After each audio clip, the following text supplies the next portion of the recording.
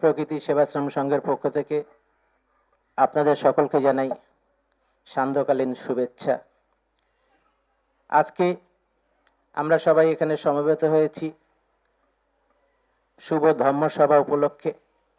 একে আমরা যে ভাষা দিয়েছি ভারত ধর্মসভা। আমি আজকে ইন্ট্রোডাকশন করাবো। আমাদের মধ্যে উপস্থিত হয়েছেন উড়িষ্যা থেকে আগত একজন বৌদ্ধ ভিক্ষু ভান্তে মিত্যানন্দ। উনি আজকে এখানে অনুষ্ঠান করছেন, ধর্মদেশনা দান করবেন। मैंने फोकस किया कि देखा कि जिस जिस देश में लोगों ने तरक्की की है उस देश में उन्होंने अपने बच्चों के ऊपर ज़्यादा ध्यान दिए है, बच्चों के ऊपर। क्योंकि आपके ऊपर ध्यान देने से आपके एक लर्निंग एपिटाइट की एक समय होती है, एक एज बार होती है।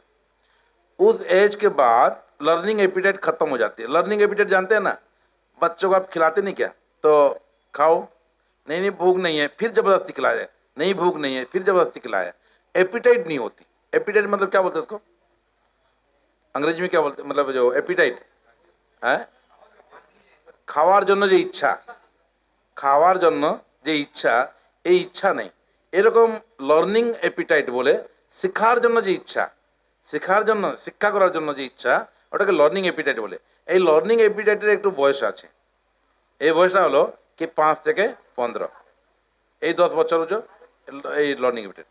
ইয়ার পর থেকে যে বয়স আছে ওটা লার্নিং এপিটাইট নেই, ওটা স্কিল বেসড এডুকেশন। আপনি স্কিল শিখবেন, আপনি আপনাকে এই পৃথিবীতে এস্টাবলিশ করার জন্য 15 থেকে আপনি সিলেক্ট করবেন কি আমি কি হব। ডক্টর হবেন, তবে +2 সায়েন্স, 11-12 সায়েন্স পড়বেন। হ্যাঁ, ব্যাংক ইয়া ফির আর ওর কিছু হবে, তবে আপনি কমার্স পড়বেন কি আর্টস পড়বেন কি সায়েন্স কিছুও পড়বেন, তবে আপনি স্কিল বেসড এডুকেশন আপনি সিলেক্ট করবেন। কিন্তু 15 বছর পর্যন্ত আপনি সিলেক্ট করবেন না। 15 বছর পর্যন্ত আপনি আপনার যে এডুকেশন, আপনি যে কি বলে সব কিছু পড়বেন আপনি। তবে এই যে 5 থেকে 15 এই 10 বছরকে আমরা 3 ভাগ করি। প্রথম ভাগ হলো 5 বছর থেকে 10 বছর, এটা একটু ভাগ, বুঝলেন কেন? আপনি চিলড্রেন সাইকোলজিকে বুঝতে হবে, হিউম্যান সাইকোলজি, এটা খুব জরুরি। 5 থেকে 10 বছর বলে কি স্ট্যান্ডার্ড 5 পর্যন্ত, এটা যে বছর হলো, এই বছরে কি শিক্ষার উচিত, না? 10 বছর থেকে 11-12 এই যে 2 বছর, এটা কি শিখার উচিত? 13-14-15 এটা কি শিখার উচিত? এরকম 3 ভাগ হয়েছে। এই শিক্ষার পদ্ধতি বুদ্ধ দিয়েছেন। প্রথম দিয়েছেন শীল, 2 নম্বর সমাধি, 3 নম্বর প্রজ্ঞা, বুঝলেন? তবে आज আমরা দেখি कि एक है एक चाइल्ड साइकोलॉजी होता है जिसको बोलते हैं जुवेनाइल साइकोलॉजी। जुवेनाइल जो है, बच्चा जब जिद करता है, बहुत ज़्यादा जिद करता है, मुझे नहीं खाना है, कि मुझे ये चीज़ लाना है, कि ये चीज़ लेना है, तो ये जिद को हम बोलते हैं, बच्चे का जिद बोलते हैं। लेकिन ये चीज़ जब एडल्ट हो जाता है तो वही चीज़ को हम टर्म देते हैं अपराध, क्राइम। तो क्राइम जो भी आज देख रहे हैं, जितने भी लोगों में क्राइम देख रहे हैं, ये सब वहाँ से शुरू हुआ है, जुवेनाइल पीरियड से। लेकिन we are unaware of our own children. हम अपने चिल्ड्रन के बारे में कुछ सोचते नहीं हैं। आज मैं ट्रेन में आ रहा था तो एक माँ अपने बच्चे को खिला रही थी, ज़बरदस्ती खिला रही थी। बच्चा 10 साल का बच्चा है, 10 साल का बच्चा मतलब खिला रही थी। तो मैंने उनको प्रश्न पूछ लिया, क्या उसका हाथ पैर नहीं चलता क्या, मतलब बीमार हो गया क्या? मैं बोला, तो मेरे ऊपर चिढ़ गई, बोले आप कैसे बोले? मैं बोला नहीं, 10 साल का बच्चा लग रहा है, लेकिन आप खिला रहे हैं तो उसका हाथ पैर चलता नहीं क्या? मतलब आप अपाहिज बना रहे हैं बच्चे को, है ना? लेकिन माँ क्या सोचती है, मैं बहुत स्नेह करता हूँ, प्यार करती हूँ, लेकिन सही में प्यार नहीं है, है ना? तो वो अपाहिज बना रही है, पंगु क्या बोलते हैं उसका, अपाहिज, हैंडीकैप बना रही है ना, अपाहिज बना रही है। इस प्रकार हम अनजाने में हम अपने बच्चे को कैसे अपाहिज बना रहे हैं, इस बारे में हम नहीं जानते। तो मैंने उड़ीसा में क्या किया कि सबसे पहले देखा कि हमने जो पेरेंटिंग है, जो पेरेंट्स है, वो जो एजुकेशन देते हैं, दे आर नॉट ट्रेंड। आप लोगों में से कितने पेरेंट है कि पेरेंट बनने के लिए ट्रेनिंग मिले हैं जिसको? किसी को नहीं मिला। वी आर एक्सीडेंटल पेरेंट्स, है कि नहीं? शादी किया, बच्चा हुआ तो पेरेंट्स बन गए, उसमें क्या ट्रेनिंग लेना है ना? लेकिन विदाउट ट्रेनिंग जो होता है वही हो रहा है यहाँ पर सोसाइटी में, है ना? बच्चे को पालन करने की कोई ट्रेनिंग नहीं है, किसी के पास भी ट्रेनिंग नहीं है। हम शादी को कैसे निभाएंगे उसका भी कोई ट्रेनिंग नहीं है। हम शादी ऐसे कर लेते हैं बगैर ट्रेनिंग, है ना? जब मैंने एक घर में गया था, उसके घर बैठा था और मैंने पूछा उनको, और वो बोला कि सर बंते जी, मेरा बच्चा 10th में फर्स्ट क्लास लाया। तो मैं बोला देखो फिर आप उसको शादी कराना है तो शादी के बारे में सोचो बोला।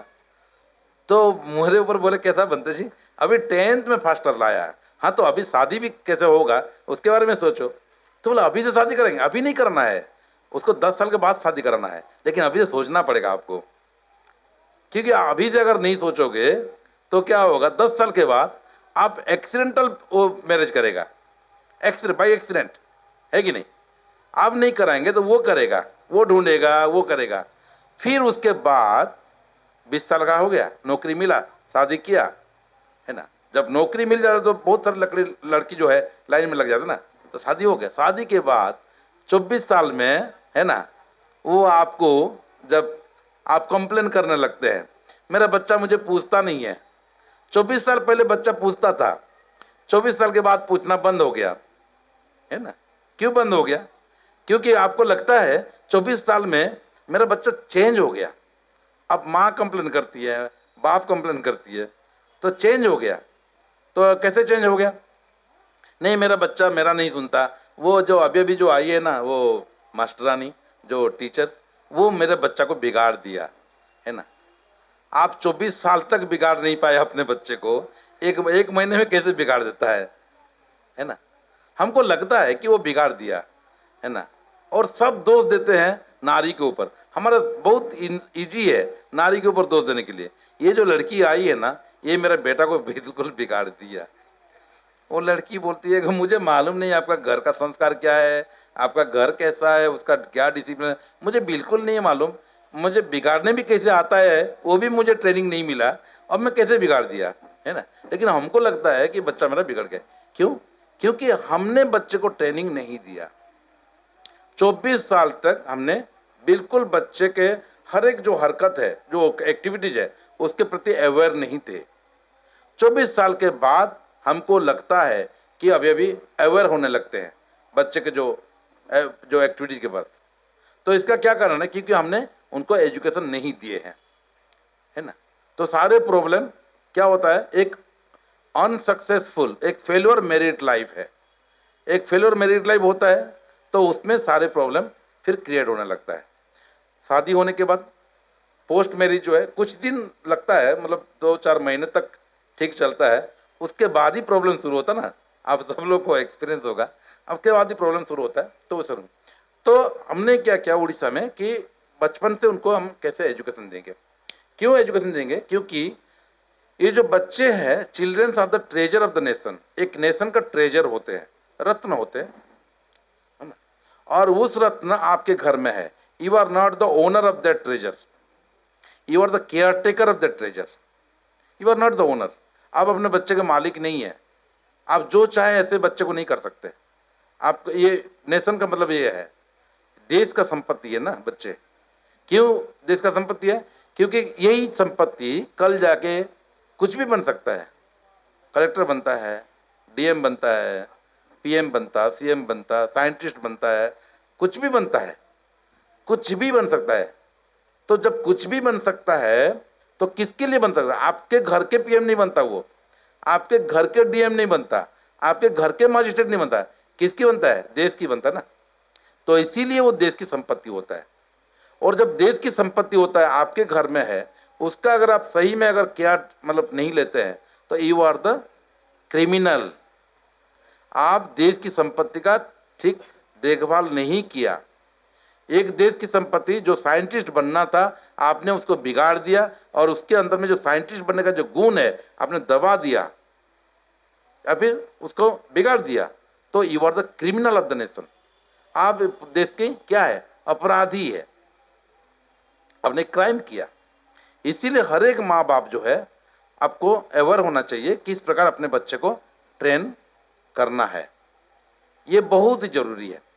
ये मैं क्यों इसलिए बोल रहा हूँ, क्योंकि आज हर एक माँ बाप जो है ना सब पीड़ित है, सब दुखी है कि वो अपने, क्योंकि आप देखना कि यहाँ जितनी माताओं की मंदिर है उससे ज़्यादा माताओं के आश्रम ज़्यादा है। कौन सा आश्रम? वृद्धाश्रम।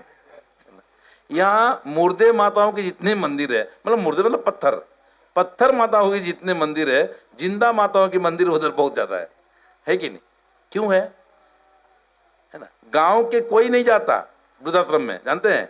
गांव के बच्चे अपने माता पिता को वृद्धाश्रम नहीं भेजते। जितने भेजते हैं उनमें से मोर देन 60% आप देखा होगा बहुत बड़े बड़े एलाइट लोगों का लोग जाते हैं वहाँ पर, जो मल्टीनेशनल कंपनी एमएनएस में, मतलब कोई मल्टीनेशनल कंपनी में काम कर रहा है, कोई फॉरेन में काम कर रहा है, अमेरिका में काम कर रहा है बच्चा, अपने माता पिता को ले नहीं पाता वहाँ पर, वहाँ से फॉरेन से शादी हो गया किससे, अपने बच्चे माता पिता नहीं मिल पाता, तो ये वो क्या करता है कि उसको भेज देता है, पैसा दे देता है। क्यों ऐसा? इसलिए करता है कि उसको, उस बच्चे को भी बोर्डिंग में भेजा था अपने पिता माता। आप बोर्डिंग में भेजते हैं, हम उसका केयर नहीं ले पाते, बोलते हैं आप बचपन से बोर्डिंग में भेज देते, आप अपने बहुत पैसा कमाते हैं, दोनों काम करते हैं, सर्विस में है, तो वो बच्चा जब बड़ा होता तो आपको बोर्डिंग में भेजता, फिर वो आप कंप्लेन तब होता है जब आप उनको बोर्डिंग में भेजते हैं, तब कोई प्रॉब्लम नहीं होता है ना। लेकिन जब वो आपको बोर्डिंग में भेजता है तब वो समस्या हो जाती, फिर है ना, समस्या हो जाती। तो वो आपको बोर्डिंग में क्यों भेजता है? क्योंकि आपने बोर्डिंग में रहने की आदत नहीं है, लेकिन आपने बोर्डिंग में रहने की आदत दिए है, किसी को, बच्चे को दिए है, वो हर समय हॉस्टल में रहते हैं। तो हमने क्या करते हैं, बच्चे को माँ जो है बहुत ज़्यादा देखे होंगे, बहुत इरिटेट हो जाती है, काम करने देती है, तो माँ क्या करती है, मोबाइल पकड़ा देती है ना, मोबाइल पकड़ा देती है बच्चे को, बच्चा खेलते रहता है गेम, माँ को बोलते बहुत अच्छा लगता है, मेरा बच्चा बिल्कुल शांत है, लेकिन यही बच्चा क्राइम करता है आगे में जाके, और उसका एक ही कारण मोबाइल होता है। तब आप बोलते हैं कि बच्चा बिगड़ गया, है ना, मोबाइल से बिल्कुल हाथ छूटता नहीं है। और ये मोबाइल जो होता है ना, ये छोटा तो है डिवाइस, इसमें पूरा बहुत सारी चीज़ें हैं जो कि आपको एक क्रिमिनल बनाने में मतलब बहुत देरी नहीं लगेगा, ठीक है। तो इस प्रकार जो है मतलब हम लोग का जुवेनाइल क्राइम से शुरू होता है, मतलब बचपन से क्राइम शुरू होता है। तो हमने क्या करना चाहिए एक्चुअली, क्योंकि जो माता पिता है वो they are the first teacher of the child, ठीक है, और जो टीचर है they are the second parents of the child, ठीक है। तो दो प्रकार के टीचर है यहाँ पर, एक टीचर मैथमेटिक्स सिखाता है, एक टीचर जीके सिखाता है, लिटरेचर सिखाता है, साइंस सिखाता है, बहुत कुछ सिखाता है एक टीचर जिसको आप पे करते हैं, ठीक है। लेकिन जो दूसरा टीचर है पूरा ह्यूमैनिटी सिखाता है, सोशल साइंस सिखाता है, सामाजिक विज्ञान सिखाता है, तो उसको पे नहीं करते आप। तो उसका जो जिम्मेदार होता है वो पेरेंट्स होते हैं। पेरेंट्स का जो हिस्सा है, जो उसका जो क्या बोलते पार्ट है, वो आपको बच्चा का टोटल जो साइकोलॉजी को सिखाने का, मतलब वो क्या सोशल साइंस सिखाने का, और जो टीचर्स है, जो पेड टीचर है, वो आपका लैंग्वेज, मैथमेटिक्स जो भी है सो सिखाएगा। अब जाकर के बड़े होने के बाद अगर बच्चा बहुत 99.9 मार्क्स ला करके अगर पूरा भारत का या देश का मतलब टॉप स्टूडेंट बने, तो उसका श्रेय आपके ऊपर नहीं जाता, किसके ऊपर जाएगा? जिसको पे किए टीचर ना, उसके ऊपर जाता है। लेकिन एक बच्चा अगर बहुत बड़ा बहुत खराब इंसान बने, किसी को एसिड फेंकने वाला या फिर कुछ बहुत खराब इंसान बनता है, तो उसका जरूर रेस्पॉन्सिबिलिटी आपके ऊपर जाएगा, क्योंकि अच्छे इंसान बनाने की आपने टीचर को दायित्व नहीं दिया। टीचर का वो रेस्पॉन्सिबिलिटी नहीं है कि आपका बच्चे को अच्छे इंसान बनाए। टीचर का जो रेस्पॉन्सिबिलिटी है, आपका बच्चे को अच्छे एकेडमिक मतलब एजुकेशन दे, उसका वो रेस्पॉन्सिबिलिटी है। अगर बच्चा फेल हो जाता है तो उसके लिए जिम्मेदार हो सकता है टीचर का, लेकिन माता पिता का जो जिम्मेदार है वो बच्चे को अच्छे इंसान बनाए। लेकिन यहाँ उल्टा हो जाता है, क्या तो मतलब माता पिता भी रात दिन रख करके बच्चे को उसका ह्यूमैनिटी के बारे में या इसका जो है उसको डेवलप करने के लिए बिल्कुल भूल जाते हैं, और वो जो टीचर की काम है वो टीचर के काम भी माता पिता करते हैं, और हरदम सोचते हैं मेरा बेटा 99% लाए कि नहीं, KG1 से सोचते हैं। और जब थोड़ा पास में बैठते हैं और उसको पढ़ पढ़, फिर वो पढ़ते रहता है, फिर वो थोड़ा भी खेलने के लिए जाएगा, पढ़ इधर, फिर थोड़ा खेलने जाएगा, फिर पढ़ इधर। तो हमने बिल्कुल उसको सीधा जो काम टीचर करना चाहिए था वो माता पिता करते हैं, और अपने काम भूल जाते हैं। अपने जो रेस्पॉन्सिबिलिटी है ना, क्या रेस्पॉन्सिबिलिटी था आपका? आपका रेस्पॉन्सिबिलिटी था, क्या था रेस्पॉन्सिबिलिटी? अच्छे इंसान बनाने का, वो भूल जाते। बच्चा कितना गंदे आदत ला रहा है ना, उसको सुधारने का कोई जरूरत नहीं है ना। बच्चा कितना बहुत चिड़चिड़ा है, उसका कोई जरूरत नहीं है। बहुत सारी चीज़ जो है जो इंसान को अच्छे इंसान बनाए, उसके लिए माता पिता बिल्कुल इम्पोर्टेंस नहीं देते, और जो काम मतलब टीचर्स का, उसका काम भी ये करते हैं घर में, ठीक है। तो बच्चा क्या होता कि भले ही बहुत बड़ा एक टॉप लेवल का इंटेलेक्चुअल बन जाता है, बहुत बड़ा ऑफिसर भी बन जाएगा, और वो कल ब्राइब भी लेगा, और कल एक्सप्लोइट भी करेगा, कुछ भी कर सकता है ना। क्योंकि जो आदमी जितना बड़ पदवी में है उसका एक्सप्लोइटेशन सबसे ज़्यादा खतरा होता है। एक छोटा मजदूर अगर एक्सप्लोइट करे, क्या करेगा आप देश का? कुछ नहीं करने वाला। लेकिन अगर बहुत बड़ा इंटेलेक्चुअल है, वो अगर एक्सप्लोइट करने लगेगा ना, तो देश बिक जाएगा, देश को बिक देगा पूरा, है कि नहीं। तो यही बात है, इसीलिए आज की जो मैं टॉपिक, आज का जो सेशन है कि आप लोगों को बच्चे के ऊपर ज़्यादा ध्यान देना है। मैंने उड़ीसा में ये काम शुरू किया। तो कैसे शुरू किया? इसका कोई सिलेबस नहीं होता, इसका कोई एकेडमिक सिलेबस नहीं होता, है ना। आप स्कूल में क्या सिखाएंगे?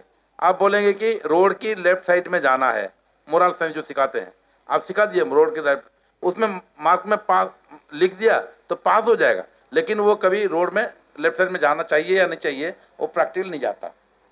तो हमने क्या किया कि बच्चे को फिर संडे क्लास लिया, संडे क्लास, क्योंकि बच्चा बाकी दिन एकेडमिक क्लास लेता है, तो हमने बच्चे को संडे क्लास लिया। और संडे क्लास में उस स्कूल का नाम है सद्धम्म पाठशाला, और सद्धम्म पाठशाला का जो सब्जेक्ट है वो जस्ट जो बुद्ध ने दिया है उस सब्जेक्ट को दिया, शील, समाधि और प्रज्ञा। पहला जो 5 साल है बच्चे को हम शील सिखाते हैं, सिखाना चाहिए। ये शील का मतलब क्या होता है? शील का मतलब होता है कैसा बैठना है, कैसा बातचीत करना है, कैसा घर में सैनिटाइजेशन। जैसे मान लीजिए आज अगर हमने ये मास्क लगाना, ये हमको कितना अड़चन सा लग रहा है आज जो है कोरोना की वजह से। जब पहली बार मास्क, सैनिटाइजेशन ये सब बात आया तो बहुत अड़पट लगा, क्योंकि हमको आदत नहीं है कि नहीं। आपको बहुत सारे लोगों को मालूम होगा कि बहुत सारी चीज़ें हम समझ तो लेते हैं लेकिन हम करते नहीं हैं, है ना। अगर जो समझ लिए होते वही अगर करते तो आज हम सुधर जाते, लेकिन हम समझ लेते हैं, दूसरे को समझा भी सकते हैं, लेकिन हम खुद नहीं करते। इसका क्या कारण है? इसका एक ही कारण है कि हम समझ गए हैं, इसमें कोई प्रॉब्लम नहीं है कि हम नहीं समझे हैं, बिल्कुल समझ गए हैं। हम समझा भी सकते हैं, इसमें भी कोई प्रॉब्लम नहीं है, लेकिन हम कर नहीं सकते। इसलिए कर नहीं सकते कि हमारा आदत नहीं है कि नहीं। एक उदाहरण दे रहा हूँ, रात में ब्रश करके सोना चाहिए, रात में सोने से पहले ब्रश करके सोना चाहिए। इनमें से कौन इसको विरोध करेगा? हम सब जानते हैं ना, रात में सोने से पहले ब्रश करें तो अच्छा होता है, ये आप भी जानते हैं, मैं सब जानते हैं। लेकिन अगर देखा जाए तो हम कितना लोग करते हैं? नहीं करते हैं, क्योंकि हमारा वो आदत नहीं है ना। तो इंसान को इंसान क्या होता है, आदत का ही गुलाम होता है। आज बहुत सारे बुरे आदत जो बचपन से हमको मिला है, उसके वजह से आज भी गुलाम है ना। जैसे मान लीजिए हम अपने आप को नीच समझना, ये आदत है। कोई आपको नीच बनाया, जितना प्रॉब्लम है, आप अपने आप को नीच मानते हो, उससे ज़्यादा प्रॉब्लम है। और इसीलिए आप नीच नहीं है कि कोई आपको नीच कह दिया, आप इसलिए सही में नीच है क्योंकि आप अपने आप को मानते हैं मैं नीच हूँ, मैं छोटा आदमी हूँ, मैं बिल्कुल ये हूँ, मैं ऐसा हूँ वैसा हूँ। जब आप अपने आप को सोचने लगते हैं तो फिर आपको किसी को नीच बनाने का जरूरत नहीं पड़ता, आप खुद नीच बन ही जाते। फिर आप कैसे ऊपर उठेंगे फिर? तो ये नीच बनने की जो प्रक्रिया कौन शुरू किया? आपने शुरू किया और अपने से शुरू किया, है कि नहीं? ये जो नीच मतलब नीच बोलते ना, छोटा, है ना। और फिर रोते हम, हमको देखो नीच बना दिया, हमको देखो नीच बना दिया। कोई नहीं बनाया, हमने नीच बन गए, है ना। दुखी बनने की भी आदत की वजह से हम दुखी होते हैं, है ना। क्योंकि आदत 3 प्रकार के होते हैं, बोलने वाली आदत, हाथ पांव में करने वाली आदत और सोचने वाली आदत। ये 3 आदत होती है। हम कैसा सोचेंगे ये आदत होता है। किसी किसी लोगों को कितने भी समझाओ, सोचेंगे लेकिन वो अपने आदत के हिसाब से सोचेंगे, है ना। जैसे मान लीजिए किसी ने लिखा है दीवार पे, एकाने पेशाब करबेन ना, करले दंडनीय होबेन। आप क्या समझेंगे? या वहाँ पेशाब करना चाहिए क्या? क्या करना चाहिए? नहीं करना चाहिए। लेकिन किसी ने जाके पढ़ता है एखाने पेशाब करबेन ना करले दंडनीय होबेन, और क्या होगा फिर? चेंज हो जाएगा ना, क्योंकि वो ना को इधर ले आता है, वो अपने अपने सोच के हिसाब से। एकाने पेशाब करबेन ना, रुकना चाहिए ना थोड़ा सा, करले दंडनीय होबेन। लेकिन अगर वो बोलेगा एकाने पेशाब करबेन ना करले दंडनीय होबेन, मीनिंग चेंज होगा कि नहीं? तो हम अपने मीनिंग चेंज करते हैं अपने आदत की वजह से, है कि नहीं।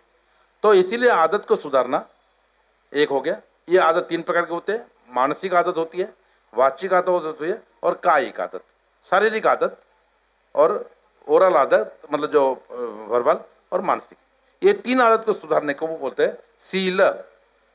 सील का मतलब होता है इसके हम सुधारना है, कैसा बात करेंगे, कैसा सोचेंगे, कैसा अपने शरीर को साफ सुथरा रखेंगे, ये सारे आदत बनाना है सील से, है ना।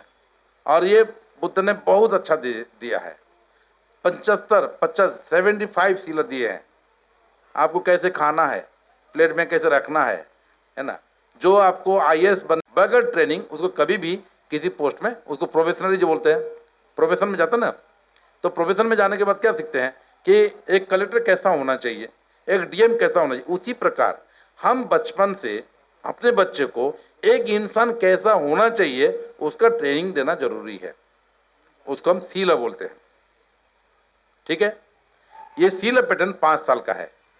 चप्पल कैसा रखना चाहिए, आप जिस घर में देखेंगे, है ना, हमारा शुरुआत होती है चप्पल से, चप्पल रखने से। अब हम कैसे रखते हैं, आप एक आदमी जाकर के देख लीजिए, है ना, मुझे नहीं मालूम आपने कैसा रखते हैं, देख लीजिए बाहर में चप्पल आपका कैसा रखा होगा। आपको कम से कम 15 मिनट लगेगा चप्पल ढूंढने में। क्यों? एक आदमी का चप्पल, एक लेफ्ट का चप्पल इधर है, राइट का चप्पल उधर है कि नहीं। चप्पल ज़्यादा मिस क्यों होता है? क्योंकि हमने जो सिलवान नहीं है, ये प्रैक्टिस नहीं है। लेकिन आप अगर जापान में जाएंगे तो उनका सील जो है, उनका जो सिविलाइजेशन स्टार्ट होती है चप्पल रखने से, ठीक है। और हमारे सद्धम्म पाठशाला जो बोलते हैं संडे क्लास, वहाँ पर हम चप्पल रखने सिखाते हैं। आप भी अपने बच्चे को चप्पल रखना सिखाइए सबसे पहले, तो वो घर से पता चले कि ये घर के अंदर में इस प्रकार की सिविलाइजेशन है। और दूसरी बात ये है, ये हो गया आपका एक सिला। 5 साल तक सिखाइए, टेबल मैनर सिखाइए, कैसे बच्चा बैठेगा। क्योंकि जितने ज़्यादा इन जानवर है, आप देखते होंगे हर एक जानवर जो खाने पीने के लिए जैसे पैदा होता है, कितना दिन लगता है खाने पीने के लिए? बहुत जल्दी, है कि नहीं। उनका मम्मी चम्मच लेकर दौड़ते नहीं रहता बच्चे के पास, दौड़ता क्या? लेकिन आपके बच्चा 10 साल तक खाना भी नहीं जानता, इसके दाई कौन है? आप है। आप लाड़ प्यार में उसको ऐसा ये करते हैं कि आप बच्चे को मतलब वो बच्चा कर सकता है लेकिन आप करने नहीं देते, है ना, ये हो गया। तो खाने पीने का मैनर्स, अपने शूज को मैनर, अपने स्टडी रूम को साफ करने का मैनर्स, टॉयलेट बाथरूम को साफ करने का मैनर्स, ये बहुत सारी चीज़ें जो है ना बचपन में सिखाना चाहिए। सिर्फ पढ़ना, सिर्फ पढ़ाई करना ये बच्चा का काम नहीं है। पढ़ना बहुत ज़रूरी है लेकिन उससे ज़्यादा ज़रूरी है अच्छे इंसान बनना, ये बहुत बड़ी बात है। आज जितने भी क्राइम होता है आप देखेंगे ना, टोटल नेशन में सारे क्राइम इमोशन के वजह से होता है।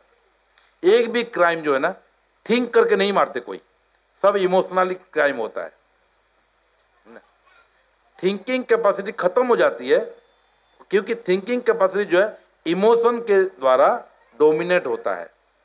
और जब थिंकिंग पार्ट जो है माइंड का, वो जब इमोशनल पार्ट से डोमिनेट होने लगता है तो इंसान जो है फिर क्राइम करने लगता है। तो आपको इमोशन को आपको डिसिप्लिन में रखना है। कैसे रखेंगे? इमोशन है क्या, कैसे रखेंगे उसको, है ना।